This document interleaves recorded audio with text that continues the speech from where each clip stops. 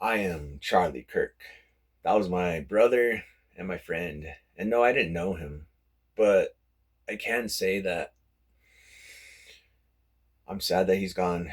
He was a mentor, he was a hero of mine. He was someone I looked up to. He was a very smart man who was able to say whatever he needed to say. And when he said it, he did it in a way where he was able to talk to other people. And he didn't just say what he had to say and not listen to them. He gave them a chance to speak their mind and listen to what they had to say. So, my thing is for you guys, what do you think about this Charlie Kirk situation? I would have to say for every one of my brothers and sisters out there, my friends, my neighbors, guys, before you judge the man, please just do one thing.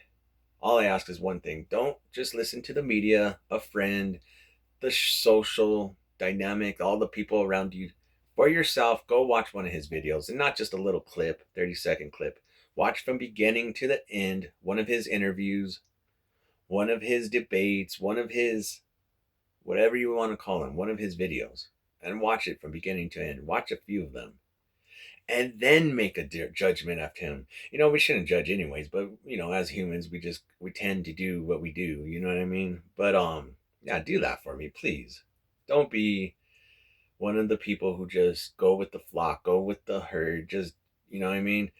You see the herd going off a cliff and you're going on with it. You got to make your own decisions. You got to think for yourself, my friends. You got to be a thinker of yourself. You know what I mean? You got to have your own mind. You got to be independent. You know what I mean? It's always good to have, a community and work with your community and be a good community productive member. Help the community out, sure, but always think for yourself and always be brave. Always have courage. Charlie Kirk.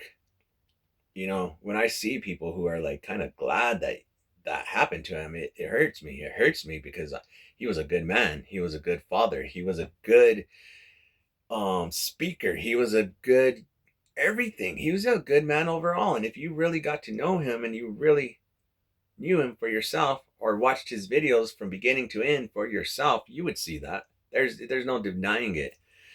But unfortunately, a lot of us fall into the trap of just, going with the media, going with what's hearsay, going with what. And let me tell you, I've lived for 42 years on this world. And I used to be a lot like that. And now I have freed myself. I have freed myself from what other people think of me. I only care about what he thinks of me. And in doing so, I've also realized a lot of the things I hear are not true. Or have you ever heard about that game? Have you guys ever played that game in school where we sit in a circle with like everyone, like 20 kids, and we used to all sit around and the teacher would start, he would say a statement. He would whisper it to the kid next to him. And then he would whisper it to the kid next to him, and it would go all the way around the circle. And by the time it got back around to the teacher, whatever he had said in the beginning, it was completely different. It's the same with what's going on here. Like, you know, when something is said by one person and then it goes around, grows. By the time it gets back to you, who knows? Who knows what's really the deal? So don't fall into that trap. You know what I mean? Like, think for yourselves. It's so hard nowadays because I've seen, we have smartphones.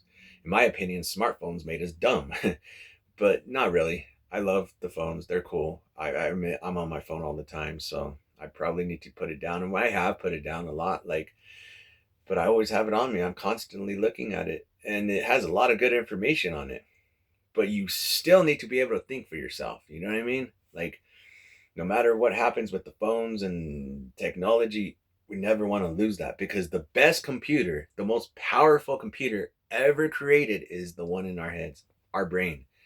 We only use a percentage of our actual brain's ability. You could actually use 100% of your brain, but I think they found that we are only using like 10% of it. Don't quote me on that. I don't know what the exact percentage is, but something like that.